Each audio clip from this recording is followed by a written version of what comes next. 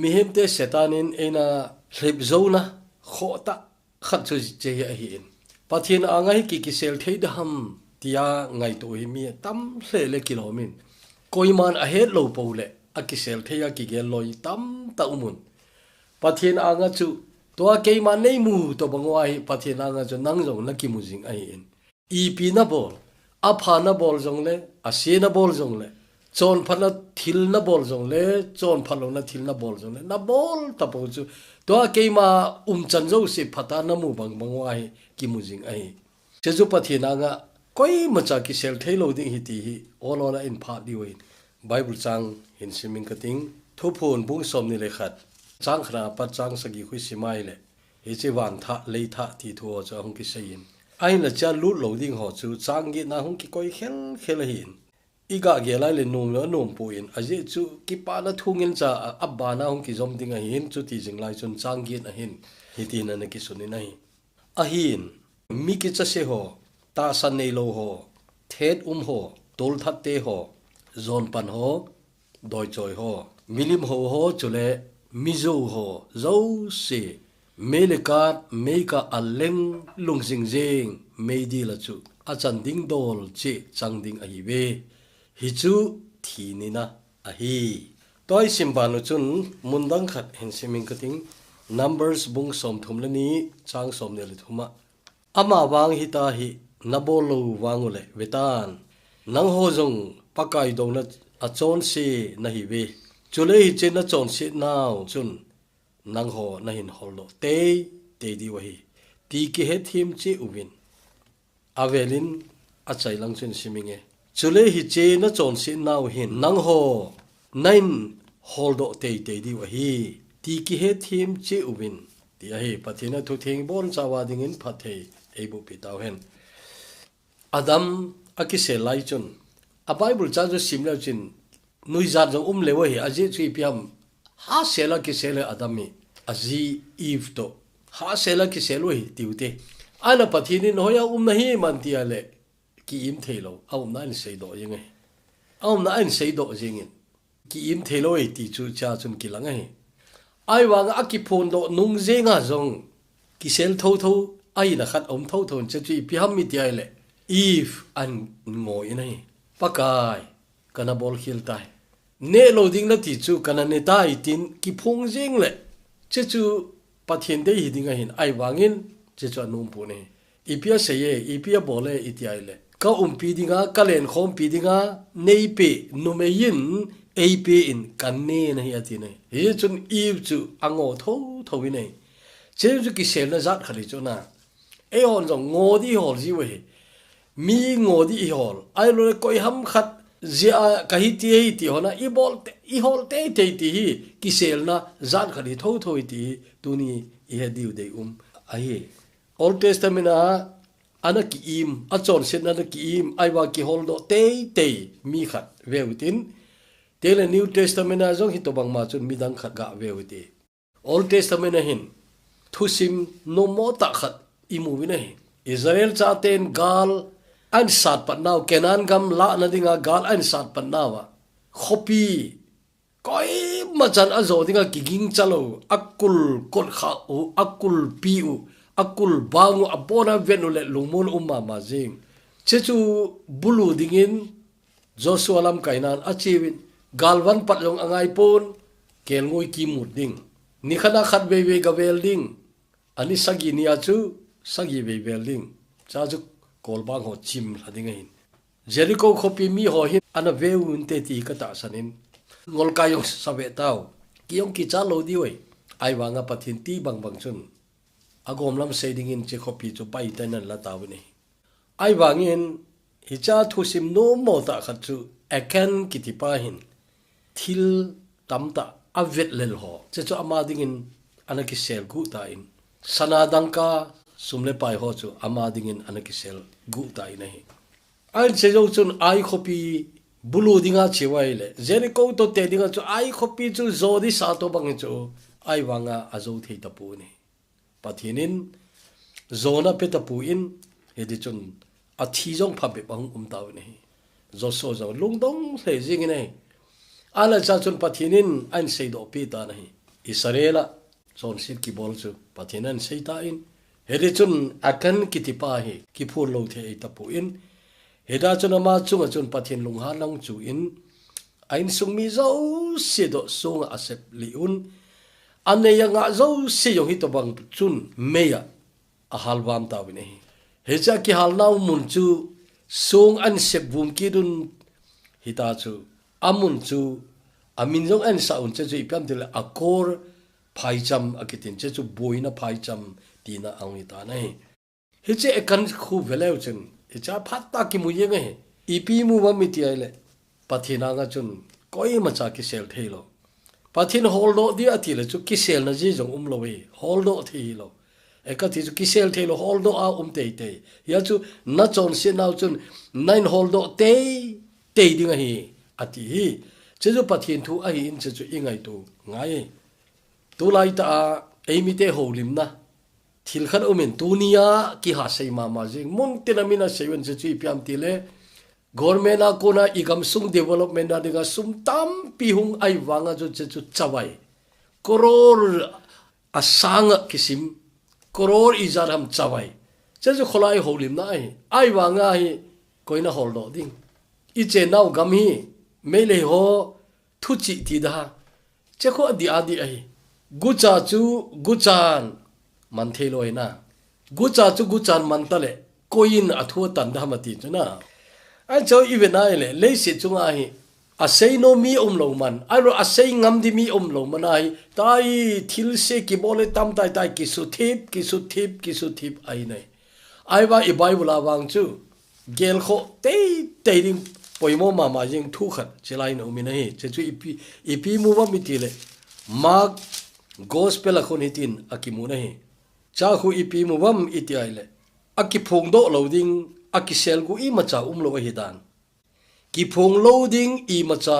ki I ma a poi ki lang do loading I macha ki sel gu a poi ati nei chei pathin thu e so pite a sei yong hi ipakai jisu ma mai aki sel thei di khar cha lo hi chai veleu chun akan hin gu thima anaki koi hi ama lungela chu apon bu sunga a selahin galzo kile ki tingule che chu pon lom khat pon khana ga chun lomintin koi ma he lowa chu gu thima chu ki pu a ilam hlun pha le hau sata dinga hum ta dinga ki ging chai ai wangin a action a khodan nan chu ama la in sumi te bon chantel ane nga zo si yong amangi nai new testament ni vet le ipi mu wa judas iscariot imu vinai abol khil ki imjing achon set ki imjing agu char ki imjing he chu aki im theijing ding ham te ki ging cha hin mitam ta in wang chu judas hi pakan ipija ana hlena de o ana kowa de o ati mai thewi ti jong akiti si ai wanga I bible a chon pathin le khabut thu agui hlona dinga ti khat ana umine he chu judas hi ipakain a he nei he in chan zong apiji zon bungup chan som sagia khun EPS ye na ho ken ka len na yu hi lo ham ai wa na la wa khat dia bol na umui atina awan chun judasin ki hen mo sa na ki ima ki hen mo sa ai telekal chu kud ne khom naw chun veleu chin Matthew bung som ni le gup chang som ni le khat apal som ni le thum cho chu veleu chin ipaka hin chan khat jong chu api thoi ai wangin judas chu aki im tangal ngal chu ta ki im pai ai ta nei aina chaina lang chon ipi mu wam mi tele zon bung som le thumi in simingi anangai wo hoi ta in chehi ngai tu angai chang som ni le khat to som ni le sagi in siminge hi che chu asayin alung dong thei jingin a he tu sa in ta be a ka sei pi na hi ve na la uwa khat ei pe do a pangding a hi chang som ni le sagi a chun chuche chang ha hal akisan zo ta achun setan asung alutan chu phar chun jisun aja na bowling chu boloin ati ai wangin aman ipidola achuti sei a hi an konga to ho khat chan jong a he dok puwe izenemi tile kim khanin judas khona sumbom a umji a chu kut adinga mancha dinga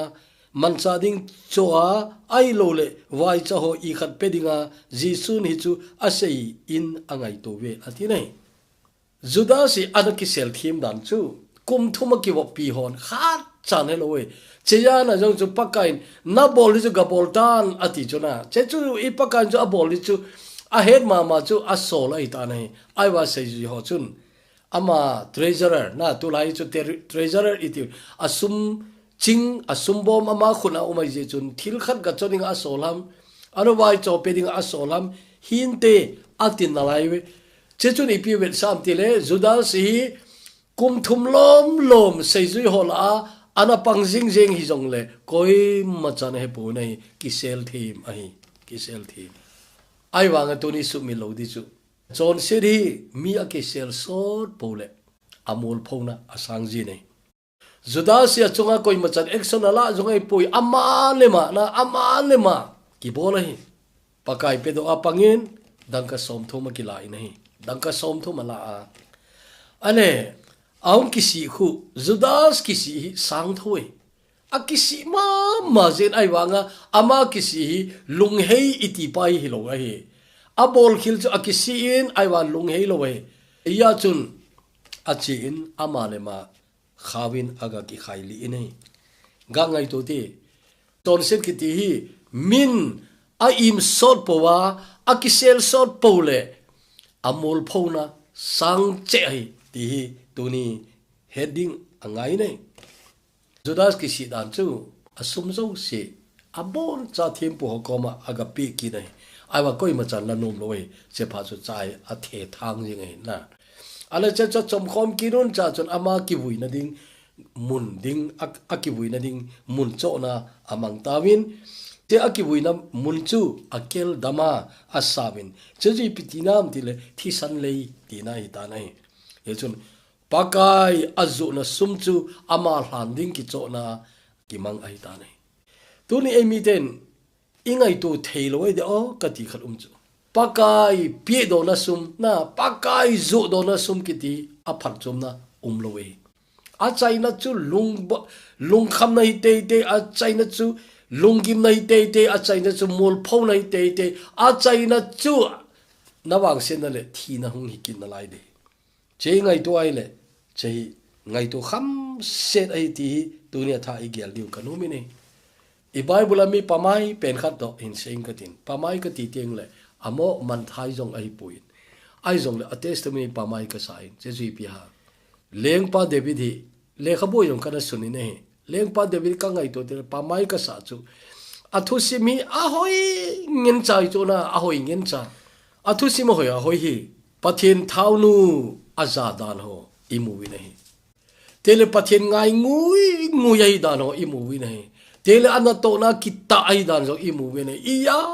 kai David phat na hi saying cho tama tamai teng le melma angai dam zodan mefibo set kitipa ako lai cha ma pa hin chu tha dinga eki ko hin de ati ai chu ti lo the lo we leng hon ama ma sanga leng te tu le cha in hol te le chu tha gam de ho lo hin ai mefibo set an pu yu nei sepa ki cha dan na ki thing a hong wa lu nei ki thing ai wa nga leng pa ni pe se ye nago abo na kanung pe ki ding nai nang na hi le chu ka do khang chunga nain kho lai sia ka do khang chunga an na ne de ti chu leng pa do khang an ne ki di chu khat vei mai gesa ki ko mai yo mi hi banga kitaya mi hi banga ki palaya mefi bo set ai le hin khua leng pa do khang an ne de hi nai David ngai dam ne beti mu e chu David phat nai atama tame ai wangina kho ma ying chu zon than hoi kiti yong chu lifestyle ani yong hi lo chu khat vei ki tim len na thui ka ti mai na he chu Bethsheba ana zon pi in khatnu hong gai ta in che chu ki pathin ang ki sel an ko in hong ki sel nei a ki sel na imu wi nei Uriah athalo in ta chun a ki puilunin apa cha jong na ve taw ai wanga pathin chun nom lo we hiya chun ken David thu sim ka le khabu khana kana su lai chun hitin ka suni nei phata chai lo dinga pamai hin kho ka ti nei phata chai lo ni pamai hin khoi ti phata chai ngai na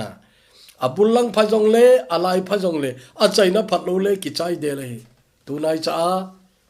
pathin man cha lo pi ta amin ka sungam pui aje chu po nan ka sawalin athu sim na za we ki sei thang veng bu ngai che ngai tu ti mu le che pathin na tong pai amin thang mai zen amin thang cha thu pi pe nei pui mi dang chung impact ane hoi dan na wa noi le sen khang lai angai sang ki sim mong mong le a million ki sim de chona ai wanga a finishing hoi ta pu nei athu sima anu mo pen chu anaki sel ai Hakat sung zol say na thu sim yung ay puy. Khat vei to accidental ki bol ay puy na hena sa ain bol to wain. Chechu thi mo ga chana hata condemn ga boli ka good jong ay puy chechu kay bola phachom jong ay puy na. Pathin anga chun EPA dem chu pathin thu itante. An ka senum chi pi ha mitam ta in good hima abol ho hi bol thei dam ti chu na bol thei dam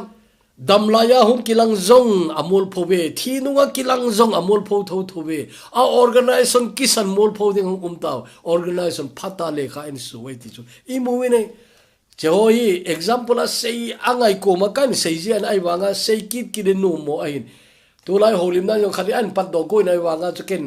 thu chu ka pat pi in ta chu che thui sei zom lo kanomin aje chu pam na ki sa chu na ki sa chu hola chana tong te jo amao to ki te dinga cho eo cho koi ma cha het kham lo ki jong le na ki sa phat hoi abang khat bang chun itiham khana ain se yu negative ta ni se nom lo jo che a chu che ho cha lo te ni chu che thui ki pat do jong le se lo te ding na se lo te ni te ki ngai tu ji he chu tu ni ngai tu chon sit ki bol ki ti ki sel the ha agua bol the ham ti hoi na che chu tu ni ngai tu diu ideu nei he chun David he lewang awang phain ti moi te awang phain alung ain hein hoi ta pathin ko mangai dam en ki thum ku Psalm 51 an simla chen David in pathin ko mangai dam athum na hoi le jingene tu chane Psalm 51 phatta aung ki seido na muna chun mina seyo ki ngai no any seyo mina ngai non ke wi lovin mi tam ta in ko ki khel na he kharve jong hi khopi khana kona mi khane phone in bolin sam som nga le khat ka salmon na kona pathin ngai dam na achan thu an sen akipa dan dan cho phone a keu kai wango nga chu anu abingen akom ta anamu phain ki umle alia ki thi jong ki muding ai a o akona chun ki pa be se ja ali yong long ni ka ging chai nu bing lewa en se hezu David chu bol khel ta jong le awang pan khat chu ki phung do ana ki phung do kiti jong le a chamlo ki phung chu aba na khat kinin aje chi pia koi man e ta lo ham ti lo mong se la yong abangin ai wa ata chu Psalm 32 wa simla chen alung song mong lo wei na khut ka chu ham ve bu na ki phung e ji jona da chu asula jana che thu angai to a kata sa jing chong hi agol hasu dingai tai ti jona ta sa jong athu ai chon set bol jenga pona lo heli ti wang chu apula pat ping tha lo mong ho chanai in na mi ping tha di ta ki ti chon set ga bol le ki si lo koi ma cha pun ai lo le pu gi ya nei lo koi ma cha pui ti chu ai David jo pathin mi ta thai ti ki he na chu asu na jan pathin khut cha chungai na pathin lung han na khut cha chungai jingai ti chu a ki he chu pathin cha te hon ki pa ta hi lo jong le na pathin cha te on che chu achan ai ji nei ain David thu semi ingai toile langkhal lama chun ei ho awai nunga pathin ho dinga chun David thu simoi aphat chum na tam ta umin eo kitil khona ding ngai dam thu jong hi David hin kho hoi ta ki mu nei sam zakhat le som thumin siming katin o pakai thimo na ho hi na mel chi ding hi le koi ham ading jau ding pakai ahin la min nagin theina din nakoma ngai damna a jing nai ati nei min nagin theina din pathin ngai damna chang ho chun pathin aging tawe na pathin ging khen cha hin ko mangoi tai ti chu tuni iga he diu idei noi ye chun tuni nak inaki khola din che no yai thil neu khat kan su tho je ngai in ka sei no moi phata kan sun in sim do inge hi che anu ya ho hi ka ngai to te khatna koiman asei ngam lo mana ai lo la he do lo mana negu jing jing the nei am negu chagu nganom lo Judas in khat vei bo som thomana kila ain tai alem chang zo se kila jing na alem lai se kila jing nga jong ko nai chum lo na nga jong ko nai chum lo hi che chu nei am abana a sei do ding lo mana aro a sei ngam di lo mana zol sai jing nei am aro le gu thima chon sit bol jing thei hidinga na hi sa hi ta chu na bol thei ham sumi loading chu puna hi me am ki chun so thei lo hi me am khu puna tum la chun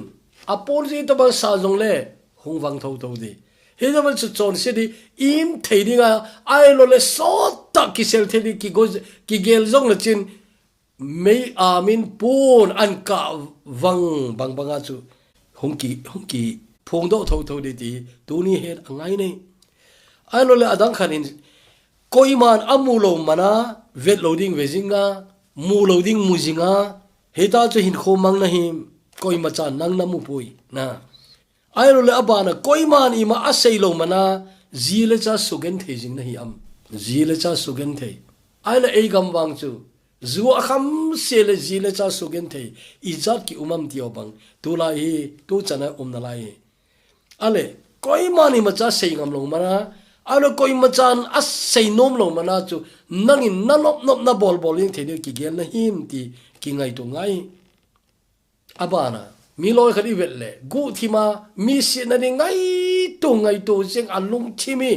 mi se na ding mi su se na ding mi ki ngai lu ta jong chu khen te na ding na ai ro le mi ki ka tat to ata chu abang khat wa chu ho bung chan an to khaw hin ho bung chan an to khaw ho bung sen na dinga thil ngai to loi ho bung sen na dinga alung thim mang loi mi tam ta umin kamu in tu lai a kho the nei ho bung sem phat hi a in asu se da baya bai chabana Judas banga pathin lengam sum anane gu jing nahi am pathin lengam sum anane gu jing ho bung sumiti hi tam thoi adia gampa ma ko na sum lalu thei ti oi accountability hoi ta nei lo min pathin le gam na to na dinga an thono aiwa aman personal ama de ki man jong igama tam ta tai ti chu mi tam ta ni hen oi choi ki bol the jing the ham ti ngai tu ngai Judas kum thom bo wai Judas he business a hin ko ma hina very dirty business aile mi a saying am di a lo po le a so cha yeng the na ki koi ham na ti ki ngai tu ngai Judas mul phoi akan mul phoi nala lo ding nala ile akan chon se na ju nang na bol ai na nangai lo na kila na ki sel gu na nangai lo tulai gam se ivel long se da ki dan jana akhuna power choi ho a pen mu a dei ki su the ho in sum achin na ding hlung talowa ama adinga ki kai lut jeng ama de ki loi lut jeng chechu aman in nom ta ki sa chechu athil so diga pastor reverend ko ki na lai we za chan dani na chechu idin munoi pastor jong hin he sa iga bol ji ham ka ti chu mai cham i vet le lu ham tio yong ngai tu ngai in ki sap abang khali chu pastor jing in yong kein wang thin so na kan bol thelo de atingam de hi ki ta le kan op he theng lowa thil ki bol ki ta po wa mai cham na bol jong le ke wang chu ka hung lo de ti thei pastor jong izat tai na